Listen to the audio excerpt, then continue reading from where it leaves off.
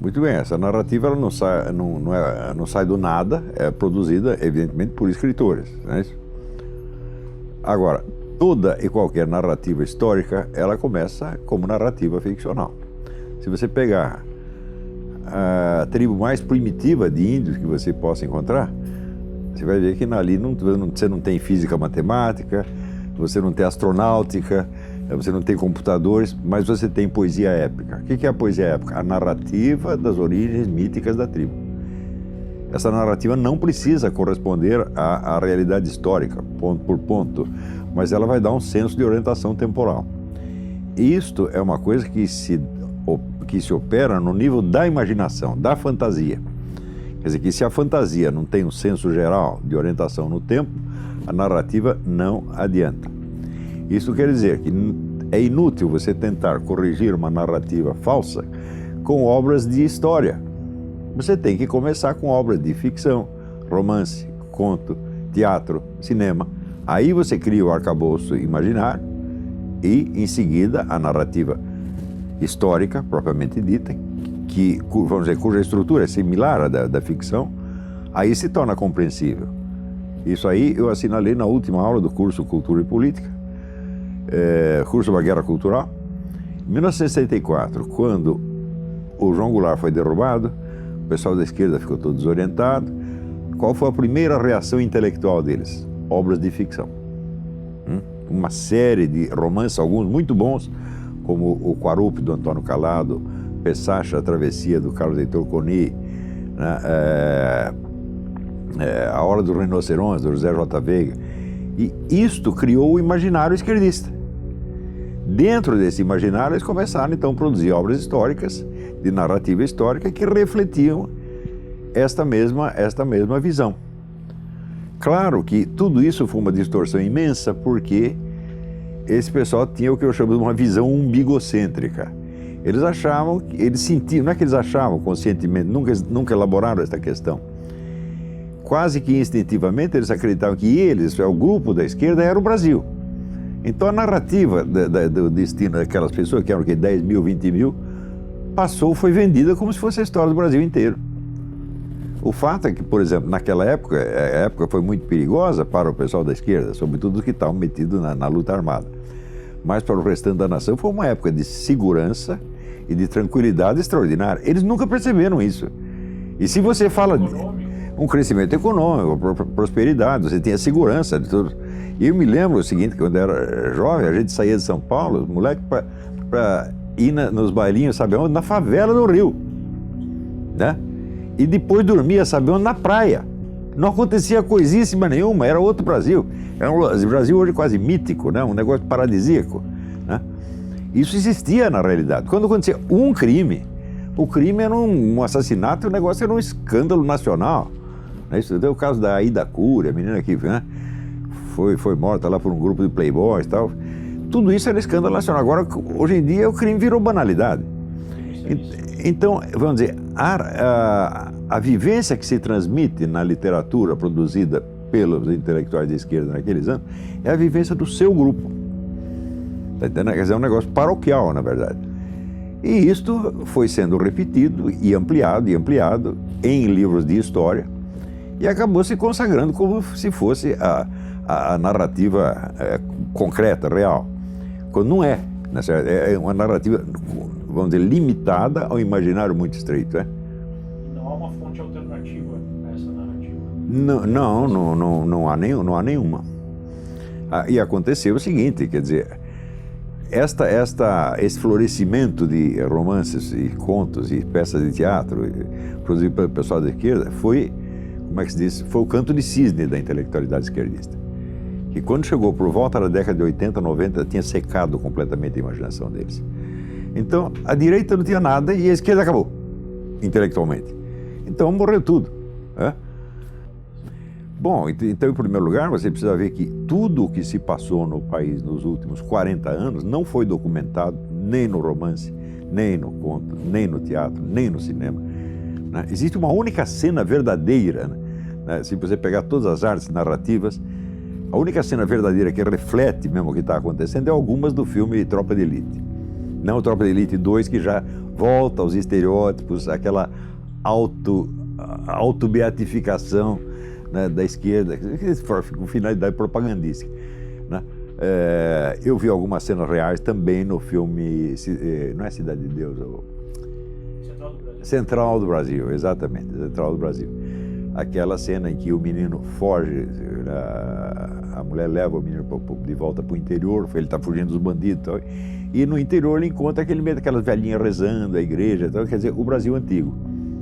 Então eu digo, mas isso é um filme, no fundo ele é conservador, porque ele está falando, vamos dizer, lembrou a Cidade e as Serras do Essa de Queiroz, né? Onde a cidade é o centro da corrupção e o campo é onde se conservam as virtudes humanas, que é uma verdade da vida, né? E você vê que a ideologia do artista às vezes não é tão poderosa quanto a imaginação dele. Os dois diretores desses dois filmes, eles foram ideologicamente traídos pela imaginação genuína que eles tinham. Como se fosse a essência, né? Isso é claro, vamos dizer, a inspiração do artista se sobrepôs à sua própria ideologia. É uma coisa que acontece frequentemente, né? Então é por isso que é difícil você, a não ser que a obra sacrifique a sua consistência artística em favor da ideologia, que no caso ela fica uma obra de segunda ou terceira ordem, em geral é difícil você classificar ideologicamente as obras de ficção, porque elas podem ser interpretadas de um jeito ou do outro, né? Então, de uma certa forma, nós precisamos reconstruir essa narrativa. Sem sombra de dúvida, nós precisamos começar a produzir romances que... Veja, as transformações, se você compara assim, a riqueza da reação literária da esquerda ao golpe de 64, né, com o deserto que nós temos, deserto literário dos últimos 40 anos, e você compara assim, o que é um golpe militar comparado com todas as mudanças sociais, econômicas, psicológicas que houve nos últimos 40 anos? É nada. E, no entanto, vamos dizer, o golpe militar suscitou toda aquela literatura. E tudo isso que está acontecendo, vamos dizer, desmantelamento das famílias, o crescimento do comércio de drogas, a destruição da educação, nada disso se reflete na literatura, como se não tivesse acontecido. Então, quer dizer, a imaginação nacional, ela secou, ela está paralisada, ela não reage mais aos acontecimentos. Eu não sei quem foi que disse que os artistas são as antenas da sociedade, eles que têm que captar, mas eles não estão captando nada. Por quê? O pessoal da esquerda não pode refletir o que tem acontecido nos últimos 40 anos, sabe por quê? Porque eles são os autores do que está acontecendo. Não são os que estão sofrendo as consequências. Eles não são os que estão sofrendo as consequências, eles não sofrem consequências nenhuma, está ótimo para eles, né? Ficaram ricos, né? E tem o poder, tem a hegemonia, tem tudo, e eles são os autores do crime, tá entendendo? Então eles não vão contar o seu próprio crime, né? A reação seria, poxa, eu roubei e o Sérgio Moro me prendeu. Pois exatamente, você não vai contar essa história, né? Só porque eu roubei, o nego me prendeu, que coisa feia, né? Então, eles, ademais, tem um outro fator externo, que é a crise da intelectualidade esquerdista mundial, que essa também secou. Se você perguntar quantos intelectuais sérios existem na esquerda mundial, eu vejo aí o David Harvey, o Antônio Negri, né? Em parte o Zizek, ele não é um palhaço, mas ele é doido, tá certo? O Emanuel Wallerstein tem uns 5, né? Então acabou. Se você for na década de 60, tinha 100, 200, 300, né? Aí a gente chega na era que o Bob Dylan ganhou o prêmio Nobel de Literatura. Exatamente, né? Então, não há alternativas. Pelo menos, há menos alternativas do que eu vou lançar campanha Prêmio Nobel para o Zeca Pagodinho, né? Chega de imperialismo cultural, por que Bob Dylan? Zeca Pagodinho, né? Mas para isso, é preciso que o sujeito seja um artista mesmo. Um artista é um sujeito que tem a sensibilidade para a realidade concreta. Quer dizer, a imaginação dele é excitada pela realidade, não por estereótipo. pela ideologia. Agora, se o sujeito aos 17 anos já meter um monte de slogan ideológico na cabeça dele e ele vai ver tudo daquele jeito, acabou. Ele pode produzir obras de arte, mas serão obras de arte, vamos dizer, obras de propaganda apenas. Não entram na história da literatura, não fazem parte da literatura. Acontece que mesmo no tempo em que o Brasil tinha uma produção literária considerável, ela ainda não refletia devidamente a história do país. Você tem rombos, buracos, hiatos, abismos inteiros, tá certo? Por exemplo, eu não entendo porque nunca se fez uma peça de teatro sobre a independência, o drama da independência, ou o drama da abolição da escravatura, tá certo? Ou, sei lá, a ruptura entre Zé Bonifácio e Dom Pedro I. Você tem um monte de situações humanas, né, riquíssimas, que nada foi explorado. Nada foi explorado por quê? Porque a esquerda, ela dispunha, nos anos 60, ela dispunha eu distingo entre hegemonia intelectual e hegemonia cultural. Hegemonia cultural é simplesmente o domínio das instituições, dos canais, etc. A hegemonia intelectual é o sujeito ter uma concepção abrangente que engole as outras. De modo que todo mundo acaba falando a linguagem dele porque não há outra. A esquerda, nos anos 60, ela tinha ainda hegemonia intelectual, né? Então todo mundo acabava mais ou menos pensando como eles. E certos episódios da história nacional absolutamente não interessavam para eles, não diziam respeito a eles, não era estrategicamente não valia nada para eles, tá certo? Então eles só destacavam aquilo que servia para as finalidades deles, né? Naturalmente contando a história de acordo com os estereótipos marxistas consagrados, né? A luta de classes, a escravidão, etc, etc. E nunca com uma visão concreta da realidade. Para você encontrar cenas reais mesmo da história do Brasil na nossa literatura é muito difícil. Você encontra cenas da sociedade. Quer dizer, muitos escritores pegaram a vida real da sociedade brasileira. Você vai ver o Graciliano Ramos, Lins do Rego, tudo. Pegaram coisas reais da vida popular. Mas da história não. Tá certo? Quer dizer, os romances históricos que nos sobraram não são de grande valor. Não quero dar nome de escritor para não porcalhar a memória deles. Mas os romances históricos não são de boa qualidade. Nós não temos nenhum romance histórico grande. Não existe um Guerra e Paz brasileiro, por exemplo, né? E assunto não falta. Na Guerra do Paraguai, a Batalha de Guararapes, que criou o Brasil nasce na Batalha de Guararapes, né? A Guerra do Paraguai, que é onde, por assim dizer, o Brasil moderno nasce da Guerra do Paraguai, foi o primeiro instante onde você vê uma consciência popular unificada. Você vê que na Argentina morreu mais gente no fronte interno lutando contra o recrutamento militar do que na guerra. E no Brasil foi o contrário, a população em peso apoiou o esforço guerreiro. Então é o primeiro momento onde você vê um sinal vivo de consciência nacional. Tipo uma identidade. Uma identidade. Ora, se você perguntar assim, qual é o livro que mais fez sucesso sobre a Guerra do Paraguai? Foi o livro do Júlio José Chiavenato, né? Genocídio Americano, que é um livro mentiroso do começo até o fim, só contra o governo imperial, que depois foi totalmente desmoralizado por um historiador de verdade, que é o Francisco Doratiotto, no livro Maldita Guerra, que esse é um livro pesquisado, sério, que tem o triplo do tamanho do Chiavenato. Mas olha, eu quando li o livro do Chiavenato, eu acreditei. E foi a última, daí eu prometi, é a última vez que eu acredito em esquerdista. Porque depois eu li o livro do Doratiotto e falei, mas olha, o cara me fez de trouxa, porra, de novo. Apresentando a Guerra do Paraguai como se fosse um genocídio praticado pelo governo imperial brasileiro. Quando não foi absolutamente nada disso. Pior, apresentando assim, que o governo brasileiro fez a guerra para atender a interesses do Banco Rothschild. Ué, o governo brasileiro pediu um dinheirinho para o Banco Rothschild no fim da guerra. O Rothschild nem sabia a propósito de que era a guerra, né? Ignoraram totalmente, o imperialismo inglês não tinha nada a ver com isso, né? E lê o livro do Doratiotto, você vai ver que tudo que o Chiavenato escreveu é tudo mentira da primeira à última página. Então, esse episódio foi central na formação da nacionalidade. O único livro de grande sucesso a respeito é o livro que cospe em cima, né? Mesmo que ele tenha sido negado, a versão que é aceita ainda, na maior parte dos casos, é a versão que está errada. Eu não sei como está hoje. Eu não posso esquecer que eu estou longe do Brasil há mais de 10 anos, né? Eu não sei o que o pessoal pensa hoje sobre a Guerra do Paraguai. Eu sei sobre o que pensa dos assuntos que estão em efervescência no dia a dia.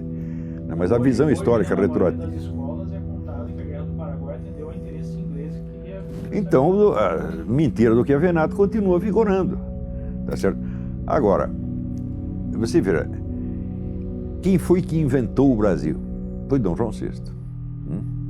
Dom João VI transfere a sede do Império para o Brasil e aquilo que era apenas uma colônia se torna a sede do Império, meu Deus do céu. Então vira um país.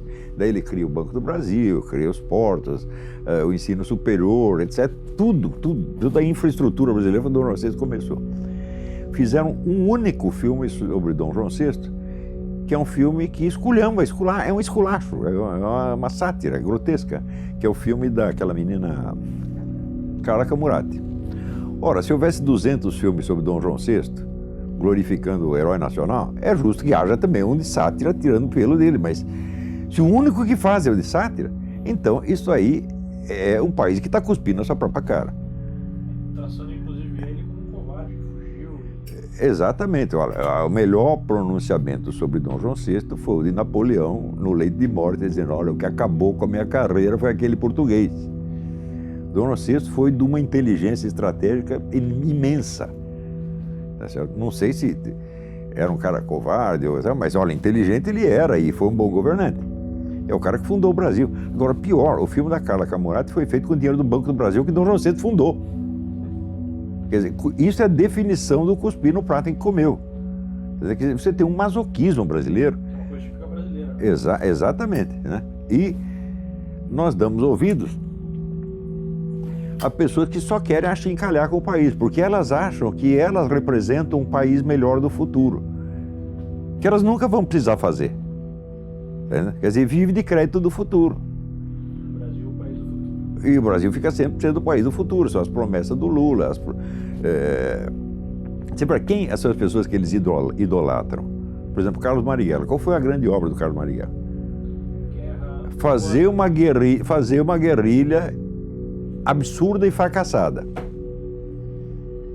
Qual é a contribuição dele para a nacionalidade? Zero. Inclusive o Wagner Moura quer fazer um filme sobre ele. Não estava conseguindo verba. Zero. Né? Então, os tipos que eles adoram são esses. Quer dizer, é uma visão invertida mesmo. Eu já disse que a mentalidade revolucionária se define pela inversão. Então, ele só reconhece o bem sob a forma do mal. Só reconhece o heroísmo sob a forma da covardia. Veja, o grande herói que eles consideram Fidel Castro, Che Guevara, são caras covardes, porra. Fidel Castro nunca participou de batalha nenhuma. Ele mandava os outros na frente e ele ficava atrás. O Che Guevara, a única vez que ele se feriu numa batalha foi um tiro que ele deu nele mesmo. Não sabia manejar automático e acertou a própria mão. Isso foi o único ferimento que ele levou. Agora, dar tiro em prisioneiro amarrado, ele adorava. Quer dizer, que tipo é esse? Né? É o tipo do cara que diz, você me empresta o Che Guevara 5 minutos, eu dou um cacete nele aqui dentro, faço ele chorar aqui dentro, pedir pinico. Os caras não valem nada, né? Não tem sequer valentia física. Eu conheço pessoas na esquerda que têm valentia física. Eu já vi. Né? Zé Dirceu tem valentia física. Eu fui testemunha disso 50 anos atrás. Rui Falcão tem valentia física. E ainda existem esses tipos, mas são tudo septuagenários ou octogenários. O resto agora é um bando de frouxos, você tá entendendo? Da Segunda Guerra, a participação do Brasil na guerra foi honrosa. Você vê que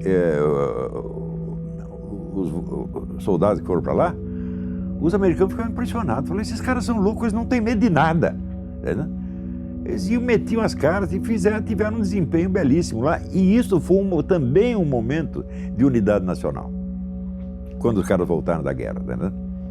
Você veja, quando a canção do Expedicionário, composta pelo Guilherme de Almeida, que pessoalmente era um frouxo, mas como poeta tinha uma bela imaginação. O que é a canção do Expedicionário? Ele pegou versos de canções e poesias populares no Brasil, costurou todos, dando um senso de unidade nacional. Ele mistura lá um trecho do Zé de Alencar com um samba, tá entendendo? Com a musiquinha do Rio Grande, e costurou e deu um senso de unidade. Aquilo é o símbolo da unidade nacional. Né? Agora, são estes momentos que formam a nacionalidade. O que é o senso da nacionalidade?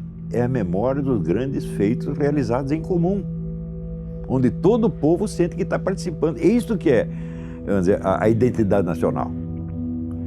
Agora, o nacionalismo brasileiro é assim, sempre foi um nacionalismo, primeiro, geográfico e não histórico. Hegel já dizia, A América Latina não tem história, só tem geografia. Então é um nacionalismo idiota, feito de orgulho do território, como se nós tivéssemos feito o território. As nossas matas, o ouro, os minerais, o petróleo é nosso, a Amazônia é nossa.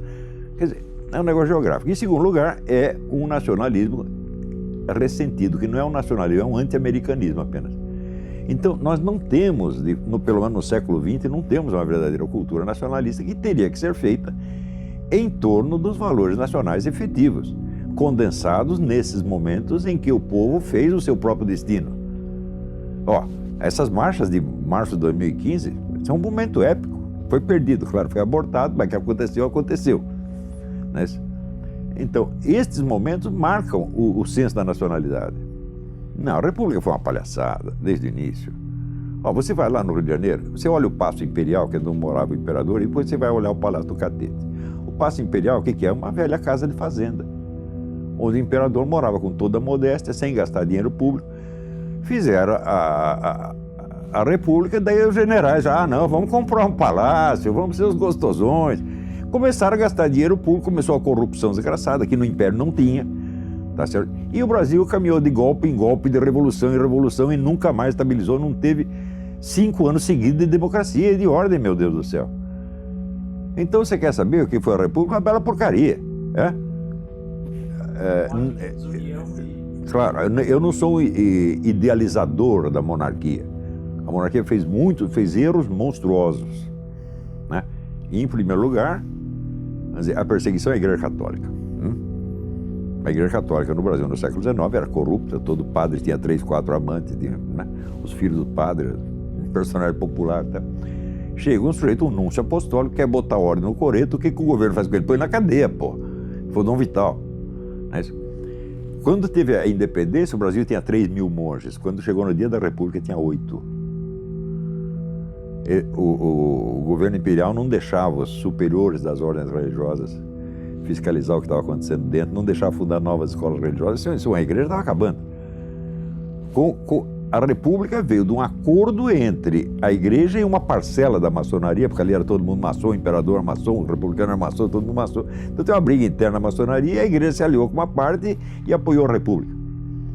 Né? Então, a falta de apoio à igreja foi um tiro no pé, evidentemente um tiro no pé. Não é isso? Então, nós podemos dizer que muito do que a gente vê hoje na política brasileira surgiu ali. Claro.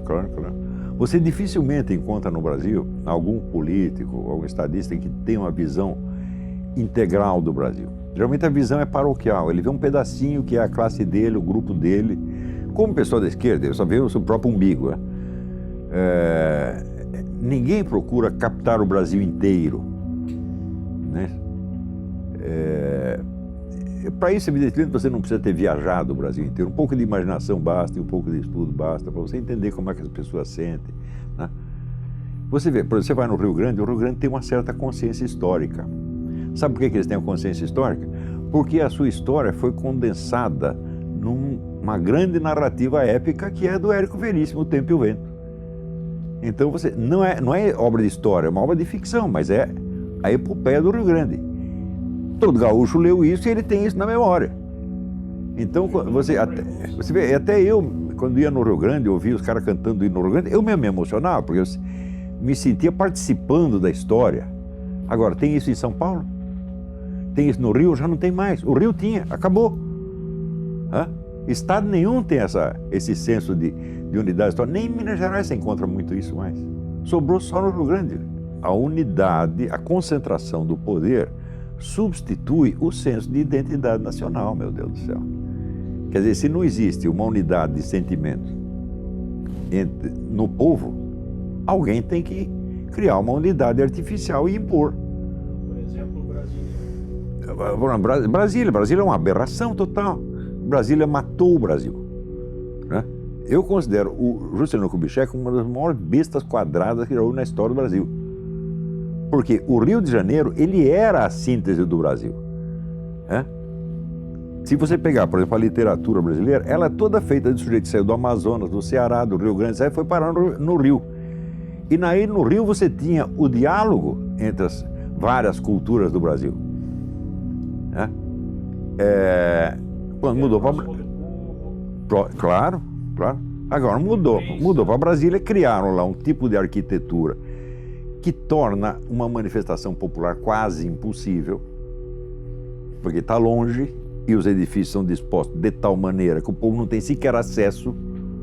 Vocês viram isso em março de 2015, não é isso?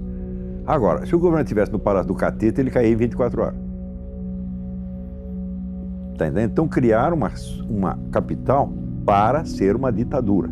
Existe um livro feito por 2 arquitetos soviéticos, cujo nome não me ocorre agora, são 2 nomes complicados, que chama Cidade Comunista Ideal. É o modelo de Brasília. E foi isso que eles fizeram lá. Quer dizer, você chama um negro comunista para fazer a capital do país. Ele vai fazer o quê? Uma arquitetura comunista, evidentemente. E acabou virando um símbolo nacional pela falta de outros símbolos nacionais. É um falso símbolo nacional.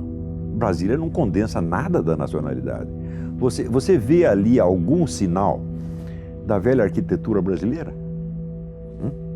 O grande arquiteto que condensa a arte da arquitetura brasileira é o Zanini, não o Niemeyer. O Zanini trabalha com material nacional, aliás, só lida com matérias-primas do local, tá certo? Então, quer dizer, este é o arquiteto que personifica o Brasil. É claro, existem outros, evidentemente, né?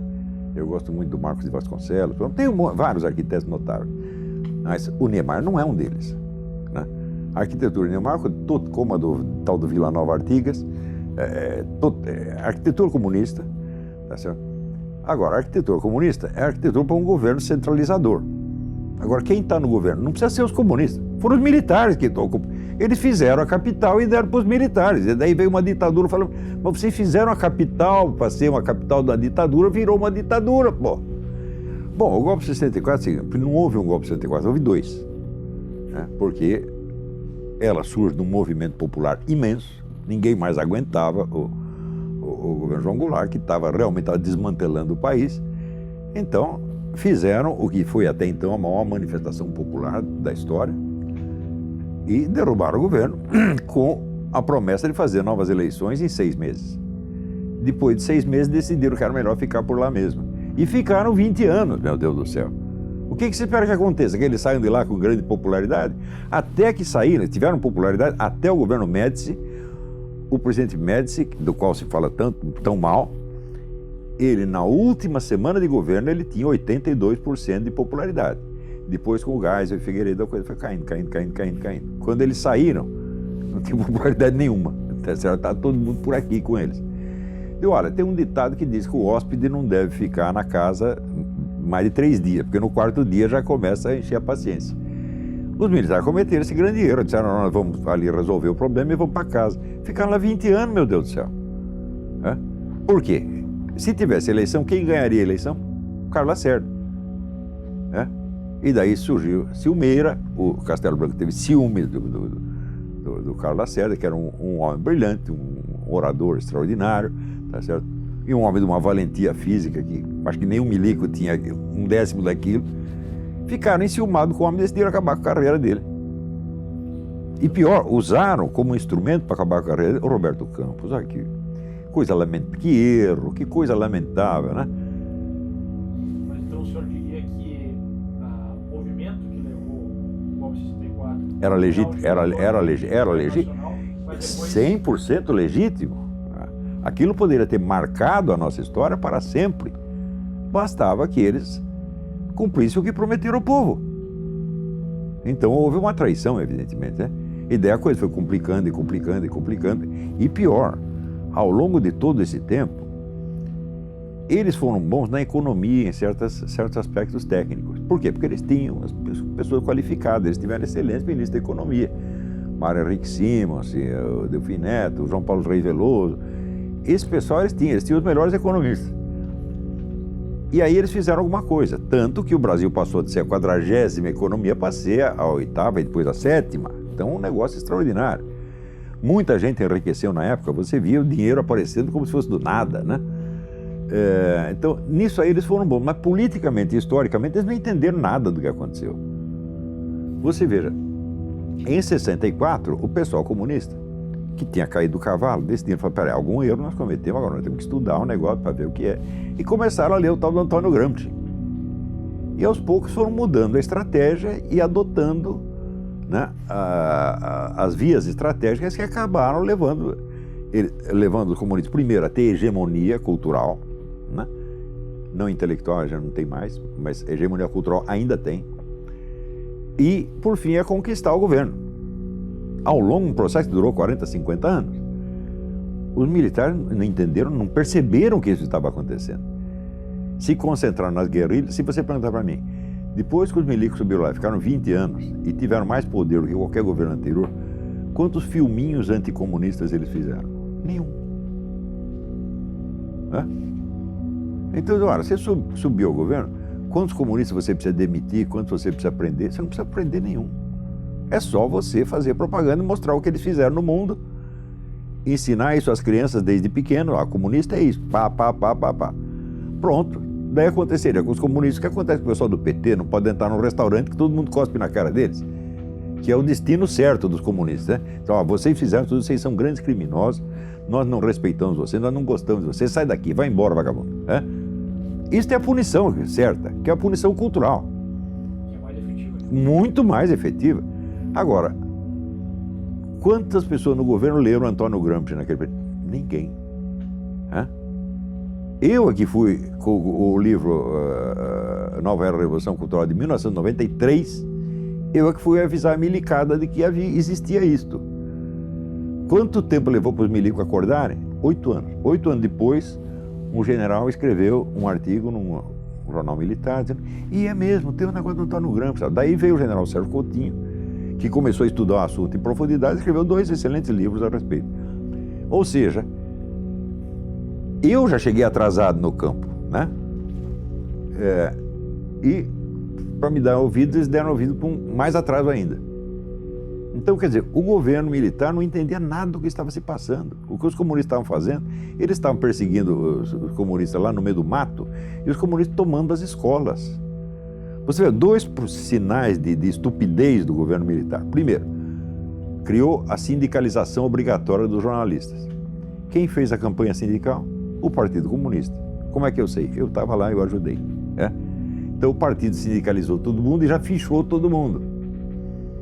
Então, ao fim da campanha de sindicalização, o partido tinha, vamos dizer, o cadastro total dos jornalistas do país, sabendo quais poderiam ser colaboradores, quais não, etc, etc.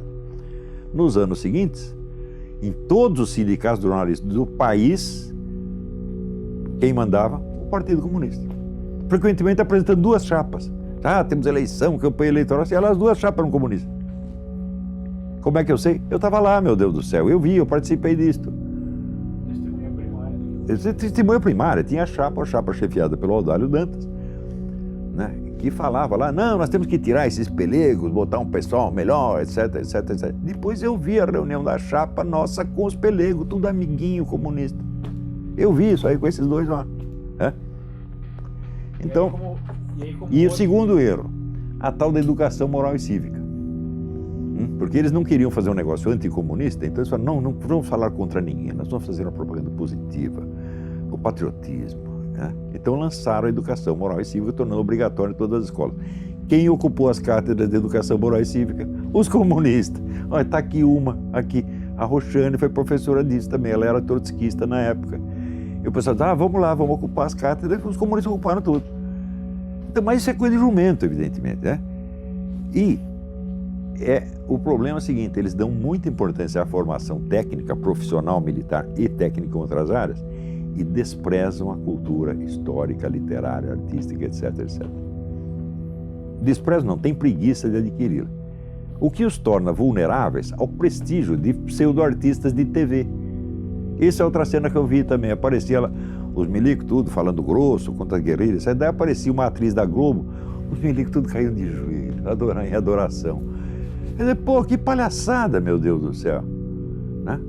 Mantém a guerra só na questão militar. Exatamente. Claro. E não participar da guerra cultural, porque não tinham cultura. Quem era o grande intelectual dos milicos? O general Golbery. Era uma besta quadrada, meu Deus do céu. O sujeito que escrevia num estilo mau gosto, monstruoso, tá certo? Com uma cultura histórica, literária muito deficiente. E jamais, olha, é assim, se você não tem cultura literária, você não tem cultura nenhuma. Você pode estudar, sei lá, astronáutica o resto da sua vida, você vai ser sempre uma besta quadrada. Você não entende a linguagem, meu Deus do céu. É distante da realidade. Está distante da realidade. A Nova República foi a glória do Partido Comunista, meu Deus do céu, foi feita para isto. É? Quer dizer, os militares realmente decidiram ceder tudo, eles não sabiam mais o que fazer. Nem dava para saber. Depois de você ficar no poder 20 anos, tendo um Congresso que está lá só para carimbar os seus decretos, ou seja, você matou a política. Segundo, eles mataram toda a liderança direitista, acabaram com a direita ideológica. Por quê? Porque eles tinham uma mentalidade tecnocrática, ainda a herança do positivismo. Você aqui, Augusto Comte era contra a política.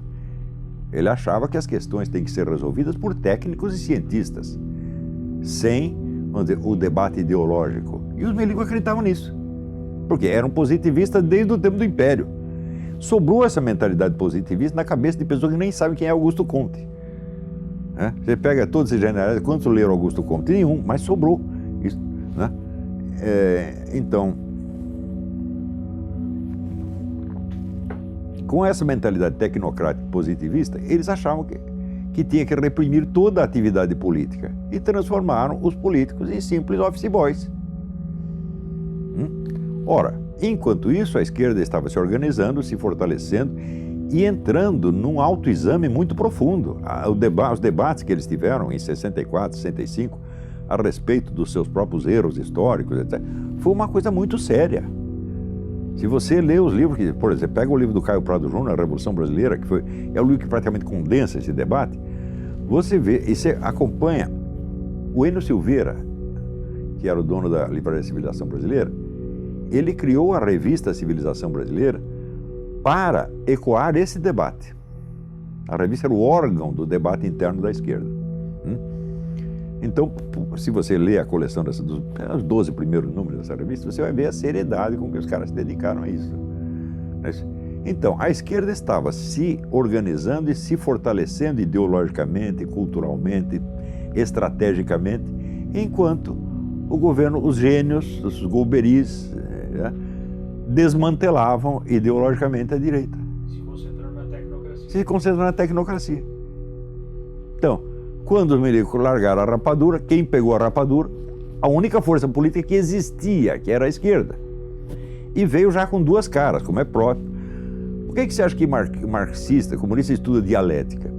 Dialética é a arte de você pensar duas coisas ao mesmo tempo, nunca uma só. Então, quando se cria, por exemplo, o PT e PSDB, já foi com essa ideia. O Lula sintetizou isto há muitos anos atrás, quando ele disse: eu e o José Serra inauguramos uma nova modalidade de política. Qual é a nova modalidade de política? Nós dividimos o território, você governa um pouco, eu governo um pouco, mas é sempre nós. E isso está em vigor até hoje. Quem foi o grande vencedor das últimas eleições? O PT caiu, quem subiu? PSDB. Ou seja, ainda continuamos, a velha divisão de território continua em vigor. A velha divisão de território continua em vigor. E o que disse o FHC a semana passada? O PSDB tem que se unir ao PT para bloquear o avanço da direita. Então, tudo o que foi feito contra o PT, contra o Foro de São Paulo, foi torcido para virar agora o quê? A favor deles e contra a direita, o que eles chamam de a direita. Sim, certamente. Não começa com o comunismo, começa com o positivismo. O regime ideal do Augusto Comte era uma ditadura tecnocrática, uma ditadura apolítica, uma ditadura de cientistas e técnicos. Então, quando caiu o Império, você vê que no Império você tinha uma atividade política intensa. Você lê, por exemplo, o texto do Machado de Assis, O Velho Senado, onde ele descreve a sua experiência juvenil de repórter político, e você veja o nível das discussões na época. Veja o nível dos políticos que tinha na época, o Joaquim Nabuco, Bernardo Pereira de Vasconcelos. Durante todo o Império você teve uma pleiade de grandes talentos na política. Na República já começa a cair o negócio. Tá certo?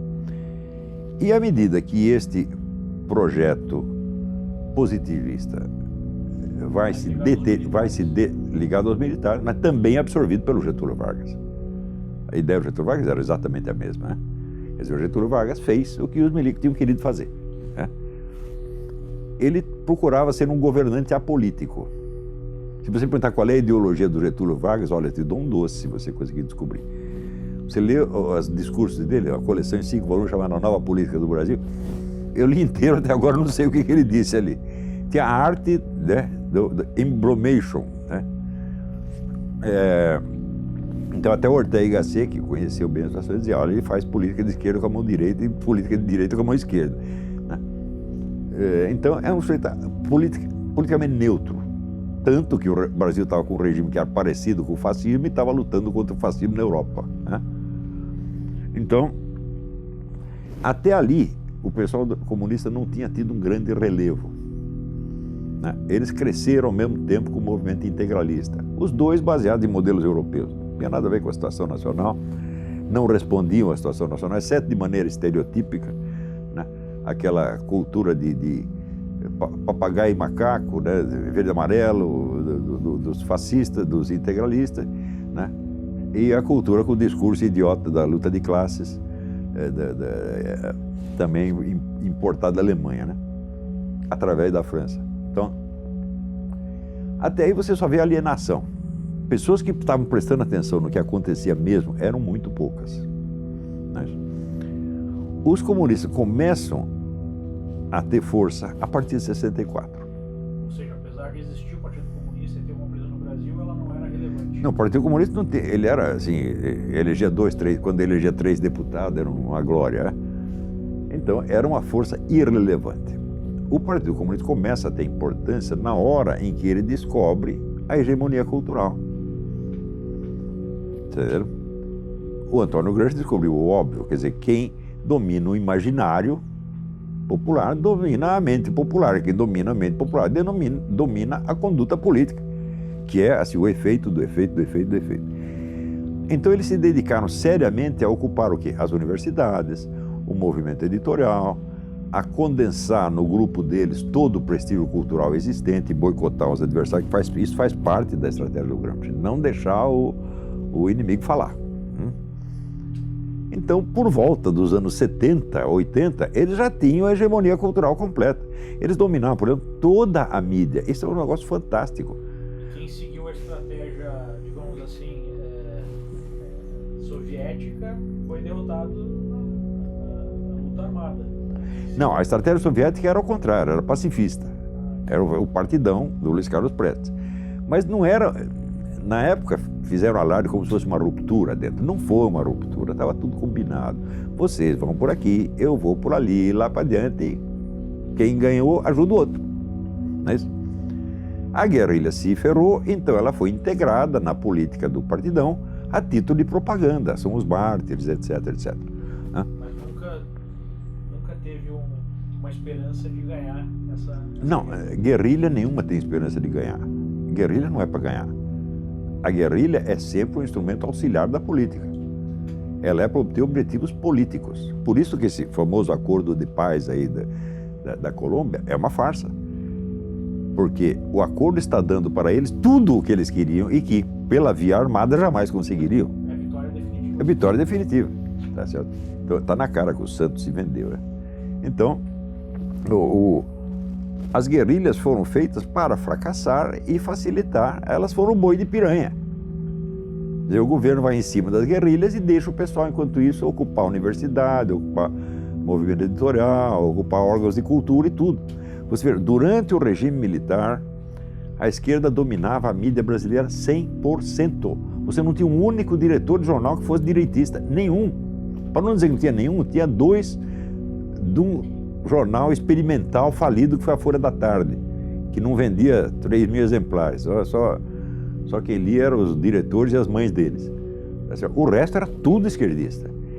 E eles dominavam então a grande mídia e ao mesmo tempo dominavam a mídia nanica alternativa, fazendo de conta que estavam contra a grande mídia, que eram eles mesmos, meu Deus do céu.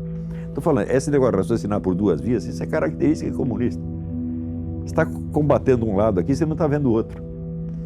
Com isso eles fazem de trouxa liberal, conservador, todo mundo, né? E continuam fazendo. Então, qual era o meu ponto que você queria que eu... Não, exatamente em que momento a introdução, tipo, fazendo um paralelo com... A entrada do Antônio Gramsci no panorama mental brasileiro foi um negócio devastador. Foi esse o ponto marcante? Sem sombra de dúvida. O golpe de 64, tá certo? Deu a eles, vamos dizer, a chance desse reexame em profundidade, de uma reestruturação completa, que passou totalmente despercebida do governo. Porque esta não era a função, evidentemente. Né? Então, você vê, um governante comunista que é eleito democraticamente num sistema democrático normal, ele tem a função dupla. Ele tem satisfações a prestar aos seus eleitores de modo geral e ao seu partido em especial. E as duas coisas são conflitantes, evidentemente. Tá certo? Então, no caso do Lula, ele não foi eleito para implantar o socialismo. Todo mundo disse isso. Você pega os documentos internos do partido, ninguém disse para o Lula transformar o Brasil num país socialista. É absolutamente impossível. Tá certo? Então, qual era a função dele? Primeiro, fortalecer o partido, a esquerda, acumular poder. Através do quê? Do roubo. Isto, muito antes do PT chegar ao poder, eu dizia o seguinte: você quer ver o que é corrupção? Põe o PT no poder. Porque a obrigação número 1 dele vai ser roubar para fortalecer o partido. E ele vai cumprir essa obrigação. Então, não foi um desvio das metas do PT, foi o cumprimento exato do programa. E segundo, fortalecer a esquerda latino-americana através do Foro de São Paulo. Ele cumpriu as duas missões brilhantemente. Ninguém reclamou, só reclamaram quando começou a doer no bolso, mas aí já era tarde, já tinham roubado tudo. Qual é a origem dos dois? O Chávez é um oficial das Forças Armadas. Ele tinha apoio militar. O Lula não tinha. Os milicos não estavam contra ele, mas também não estavam a favor, não iam dar um tiro para defender o Lula. Você acha que o milicado ia sair fuzilando o povo na rua só para defender a glória do Lula? Não ia fazer isso. Então, a organização que ele tinha era uma organização de tipo eminentemente cultural, tá certo? E civil, ONGs, etc, etc. Isso era tudo que ele tinha. Então, meios de tomar o poder, de se impor pela violência, ele nunca teve. E o programa não era este. Você sabe que o pessoal que não entende, nunca estudou o assunto, acha que é o seguinte: o comunismo, o sujeito toma o poder e diz, agora é o comunismo, turma, agora toda a propriedade é estatal. Isso só na cabeça de jumento. Karl Marx dizia que a propriedade tem de ser estatizada progressivamente, lentamente, através da taxação progressiva. Aumentar imposto, aumentar imposto, aumentar imposto, e isso vai estrangulando os caras e transformando os empresários cada vez mais em escravos do governo. Que é um processo que o nazismo fez igual, colocar o empresariado de joelhos. Só que o nazismo queria parar aí. Vamos dizer, o nazismo se contentava com o socialismo. E os comunistas, não, tem que prosseguir até acabar o último. Nós temos que tomar tudo, depenar os caras até o fim. Daí fica tudo nosso. Ou seja, o socialismo ainda admite uma divisão, um acordo entre poder político e poder econômico. No comunismo, o poder econômico é totalmente absorvido no poder político. Esta é a diferença. Então, quer dizer, o nazismo era socialista, mas não era comunista. Ou seja, ele não pretendia chegar a uma estatização completa. O comunismo diz que pretende chegar, mas não pretende chegar. A estatização completa é uma cenoura de burro. Ela é impossível. O von Mises já demonstrou isso aí em 1920, no livro Socialismo, Análise Econômico-Sociológica. O raciocínio dele é muito simples. Se não existe mercado, as coisas não têm preço. Se não tem preço, não tem cálculo de preço. Se não tem cálculo de preço, não tem planejamento econômico, portanto não tem socialismo nenhum. Então, o socialismo só é possível se você conservar uma área residual de capitalismo bem grande, como na própria União Soviética se conservou. Hoje sabe-se que 50% da economia soviética, ainda sob o próprio Stalin, era economia privada, clandestina, mas que o governo tolerava. Tanto é que quando caiu o regime, tinha lá vários bilionários. Pois é, de onde surgiram os bilionários? Então, eles já estavam todos lá, ganhando muito dinheiro. Então, assim, não existe conflito entre capitalismo e socialismo, não existe nenhum. Capitalismo, sabe o que quer dizer capitalismo? Quer dizer economia. Só existe economia. Existe economia feudal, existe economia capitalista e existe economia fascista ou socialista, que é o meio a meio. É só isso que existe. Comunismo não existe. E não vai existir jamais. Ele não pode existir. Não só porque é materialmente impossível, mas porque se a Revolução Comunista alcança os seus objetivos, alcança o seu poder total e diz, agora estamos na plenitude do comunismo, então eles não têm mais esse futuro em nome do qual eles podem exercer a sua autoridade no presente. Eles não representam mais o futuro, eles representam apenas o governo presente, então eles viraram telhado de vidro. Então o que é? O comunismo é para ser empurrado com a barriga ad eternum. Tá certo? Tudo isso é um engodo monstruoso, né? E é uma coisa que você não precisava esperar a experiência de um século para saber que é assim. No próprio conceito do comunismo, o conceito abstrato do comunismo, tal como Karl Marx o define, você já vê essa contradição ali desde o início. Então, quando você tem um plano contraditório, então é o seguinte, você está dizendo que vai fazer uma coisa, mas você vai fazer outra. Você não vai fazer o que você está dizendo, você vai fazer um outro negócio. É impossível. É impossível. Se você promete impossível, você vai fazer algum possível. E provavelmente vai ser uma bela porcaria. Agora, você vê o seguinte, mentalidade revolucionária não é idêntica com o comunismo. Ela é muito anterior ao comunismo, né? E ela transcende o movimento comunista de uma maneira extraordinária. Isso é um ponto assim que você não perguntou, mas eu vou responder. Que é o seguinte, o que é a revolução? Uma revolução é uma proposta de uma reestruturação total da sociedade por meio da concentração de poder. Se falta um desses dois elementos, a reestruturação total da sociedade ou a concentração de poder, não é uma revolução, é um outro processo qualquer. Ora, a tentação revolucionária, quer dizer, a tentação de remodelar a sociedade por meio da concentração do poder, não é exclusiva dos comunistas. Existe um forte elemento disso dentro do próprio capitalismo. Quer dizer, cada mega capitalista é um revolucionário nesse sentido. E usando meios que normalmente não são considerados políticos, por exemplo, a tecnologia. Você vê, esta semana está uma discussão, até o Stephen Hawking falou alguma coisa a respeito, que essas grandes empresas de informática estão querendo criar robôs que sejam mais capazes do que os seres humanos e mais fortes fisicamente do que os seres humanos. Então daí surge o negócio mitológico, os robôs dominam os seres humanos. Isto é um topos, é um lugar comum que apareceu até na revista Mickey, né? Mickey, Pato Donald falar disso. Mas é claro que quem vai dominar os seres humanos não são os robôs, são as empresas que os fizeram. São outros seres humanos, tá certo? Dominando através dos robôs. Vai ser tudo culpa dos robôs, evidentemente, né? Então, o que é isso? É uma concentração de poder, tá certo? Para remodelar a sociedade totalmente. Outra coisa, as empresas de automóveis estão anunciando que por volta de 2025 não haverá mais carros dirigidos por seres humanos. Todos os carros serão inteligentes. O que significa isto? Todos os carros estarão ligados a uma vasta central informática e esta central saberá para onde todo mundo está indo e ela poderá parar qualquer carro a qualquer momento. Stalin nunca teve essa ideia. Se contassem isso para o Stalin, dizia, oh meu Deus do céu, é isso que eu estou procurando. Então quer dizer que uma empresa capitalista pode realizar uma concentração de poder muito maior do que o socialismo jamais imaginou. E hoje, todos querem isto. Então voltamos ao Schumpeter. Joseph Schumpeter, economista austríaco, diz o seguinte, quem vai liquidar o capitalismo não são os proletários, são os capitalistas. Já existe essa tecnologia, né, professor?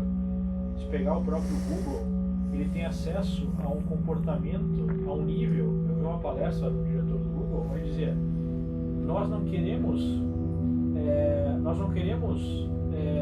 responder para as pessoas as perguntas que elas têm.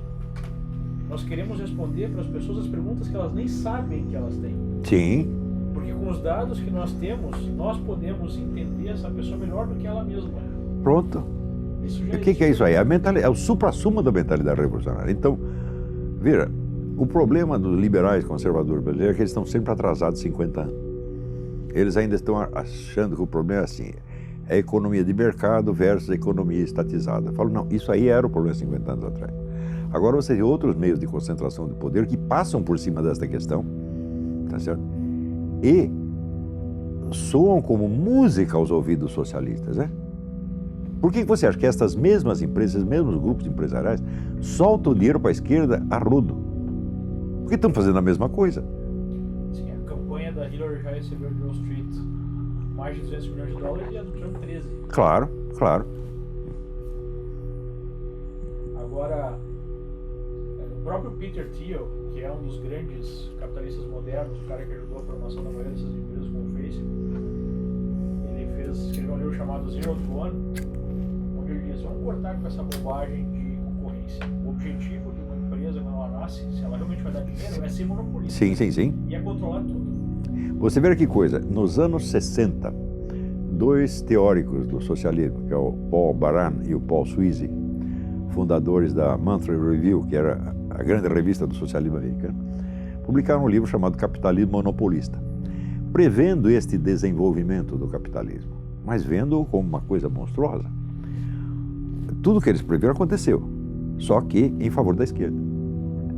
Aquilo que eles viam monstro era o que ia favorecê-los. Se eles conhecessem um pouco mais o Karl Marx previu isso.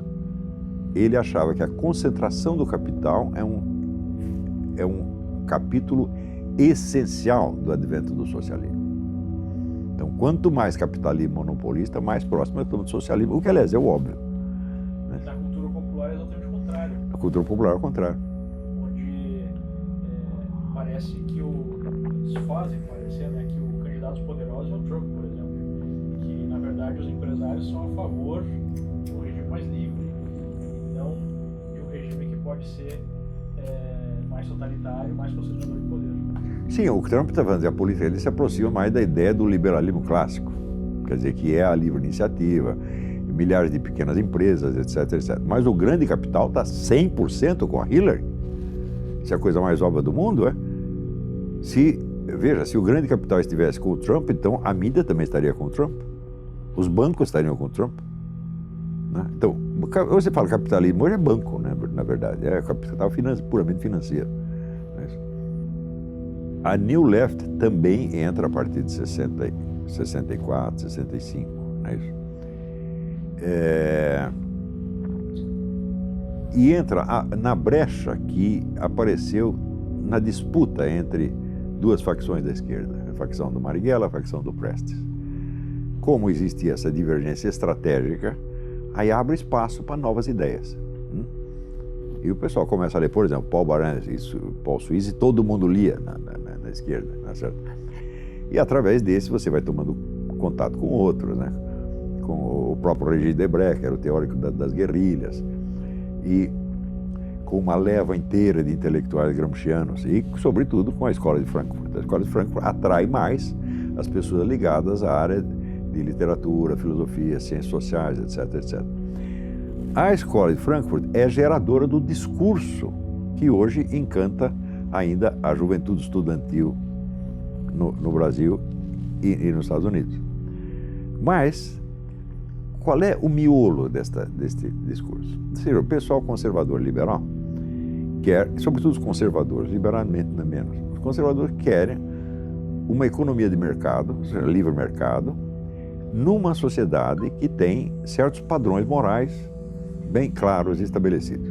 Então, a moral judaica, liberdade de mercado e moral judaico-cristã. O pessoal da esquerda quer o quê? Uma economia centralizada, mais controle do Estado sobre a economia e sobre a sociedade e mais liberdade sexual. Abortismo, feminismo, gaysismo, etc, etc. Ou seja, a liberdade para os aspectos lúdicos da existência e para mais nada. Tem o controle total da economia, da sociedade, da educação, da conduta das pessoas, mas nós deixamos elas fazerem sexo à vontade. O que é isso? É o velho pão e circo, só que sem o pão. Não precisa o pão. Então, é claro que isso é uma proposta totalitária. Você vê, a liberdade sexual, por exemplo, quando Hitler sobe ao poder, ele estimula o sexo livre. Por quê? Precisava fazer mais soldadinho para o exército alemão, então deixa todo mundo comer quem quiser. Na União Soviética foi a mesma coisa. No começo. Depois viram que não deu certo, mudou. Você vê, a Escola de Frankfurt, ela surge em Moscou, na verdade, com ideia do Georg Lukács, que geralmente não é... As pessoas não mencionam o Lukács como um membro da escola de Frankfurt, mas ele foi o pai da ideia. E ele foi soltar a ideia lá em Moscou, e Stalin, muito... Peraí, vai fazer isso lá no Ocidente, aqui não. Porque você vai fazer essa bagunça lá, não é possível. Então, você vê, a política toda da esquerda é esta, é o pão e circo sem muito pão. Todas as liberdades, todas que eles reivindicam são de tipo sexual. Todas. É só diversão, gente. Mas parece que isso tomou mais fôlego no Brasil nos últimos 15, 10 anos do que tinha. Ué, mas isso aí é a noção da sedução. O que quer dizer sedução? Subduzir. Você vai puxar o cara pela parte mais fraca. Que é a parte mais fraca, o que é? É o sexo, não é nem o dinheiro, porque o dinheiro as pessoas desistem. Então, você sabe, a maioria não vai ter acesso ao dinheiro nunca, mas, peraí, comer a vizinha todo mundo pode, qualquer pobretão pode. É isso? É aquele negócio do como é? Ando a pé e pego mulher. Né? É o Brasil inteiro é assim. Então, o apelo à liberdade sexual é uma coisa terrivelmente sedutora. E os idiotas vão atrás. Eles não vão ter liberdade de nada, como se isso fosse a máxima liberdade. Ao passo que nós sabemos, vamos dizer, que uma república democrática, ela só pode sobreviver onde você tem a maioria de cidadãos responsáveis, sérios. São pais e mães de família que são responsáveis pelos seus filhos. Agora não, nós podemos comer quem nós quiser, todo mundo é abortar, não tem mais que assumir responsabilidade pelos filhos. Quer dizer, o sexo não é sem procriação. O sexo, 99% das vezes que a pessoa transa, não engravida. É o sexo sem a possibilidade da procriação. Você vê, o pessoal, a propaganda maligna diz que a igreja só aceita sexo para procriação. Isso é 100% errado. Santo Tomás de Aquino dizia, o sexo tem 3 finalidades. O casamento tem 3 finalidades. Primeira finalidade natural da procriação, que é igual ao casamento de qualquer vaca com touro, o gato com a gata, etc, etc. Então, isso é a natureza operando através de você. A segunda finalidade é a finalidade humana, que é o amor e a proteção, a ajuda mútua. E a terceira finalidade é a santificação. Se a primeira falhar, não tem importância, porque os filhos vêm quando Deus quer. Eu, por exemplo, tive 8 filhos. Algum dia planejei ter filho, não planejei nem ter, nem não ter. Eles vieram, pô. É o negócio que diz o Khalil Gibran, poeta, né? Os seus filhos não são meus filhos, são filhos da vida, filhos da natureza que passa por você, não é isso? Você sabe quantos espermatozoides tem no seu saco? Você contou, você tem a identidade de cada um, você sabe qual deles que vai sair? Ninguém sabe, tá certo? Então, viu, meus filhos tudo nasceu com a mesma carinha, igualzinho, cada um de uma cor, mas com a mesma carinha. Eu falei, mas você de novo, pô? Então, depois eles crescem e ficam diferentes, né? Então, nós não temos controle sobre isso. Então, essa é a finalidade da natureza. Aliás, by the way, você sabe o que quer dizer a palavra hegemonia? Hegemonia é uma palavra grega que designa o controle que as leis da natureza têm sobre nós sem que nós as percebamos. Então, todas as leis da natureza estão funcionando ao mesmo tempo. Você conhece todas elas, você não conhece quase nenhuma, mas todas estão funcionando ao mesmo tempo. Então, sem perceber. Então, hegemonia é isto, é o controle da sociedade, ou como definiu Antônio Gramsci, o poder onipresente e invisível de um imperativo categórico, de um mandamento divino, que as pessoas vão obedecer. Ele mesmo dizia, todo mundo vai ser socialista sem saber. E vai ser socialista, vão aprovar tudo isso aí, concentrar poder na mão de tirano, vagabundo, ladrão, etc. Em troca do quê? Da sua liberdade sexual, meu Deus do céu. Antinatural. Não sei se é antinatural, eu não julgo isso. Não, eu acho que antinatural não é. Homossexualismo é antinatural. Falando, não é. Ele é antinatural no sentido antigo da palavra natureza, onde se entendia a natureza como expressão da vontade divina. Mas no sentido atual, da ciência atual, que faz abstração de Deus e considera a natureza como a totalidade independente, você não pode dizer que é antinatural de maneira alguma, porque ele está espalhado em tudo quanto é natureza.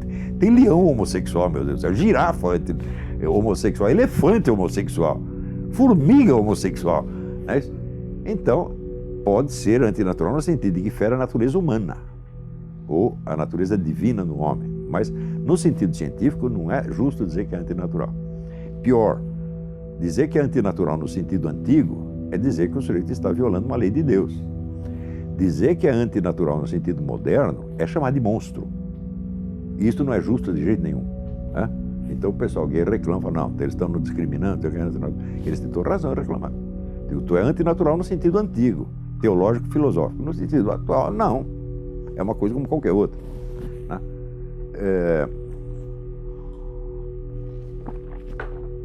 Então, quer dizer, o pessoal aceitar ser dominado totalmente em troca de liberdade sexual é demais só um imbecil. Não é isso? Porque a sua vida sexual ocupa quanto da sua vida? Quantos minutos dura o prazer sexual? 1 minuto? 10 segundos? 15 segundos? Quer dizer, por causa disto você vai ceder tudo. Hã? É melhor você renunciar um pouco, controlar um pouco, né? Quer dizer, baixa a bola um pouquinho e conserva as suas demais liberdades, meu Deus do céu. É isso, a liberdade de você, a liberdade de opinião, por exemplo, a liberdade de você publicar um livro, de você publicar um artigo, de você dizer o que você pensa, de você lutar pelas suas ideias, quaisquer que elas sejam, é muito mais importante, muito mais valiosa do que a liberdade sexual. A liberdade de religião, por exemplo. Né? Você decidir se você vai ser católico, budista, protestante, o que você quiser, que é uma decisão dificílima e que é a coisa fundamental da sua vida. Não é isso? A religião é para sempre. Agora, e o sexo, meu filho, é 5 minutos. Então é um pão e circo sem pão. É isso que a esquerda oferece. Por isso que eu digo, são todos charlatães, todos vigaristas. Esquerdista honesto é o quadrado redondo. Não é possível ser esquerdista e honesto. Na direita tem um pedaço honesto e um pedaço vigarista, mas na esquerda só tem vigarista.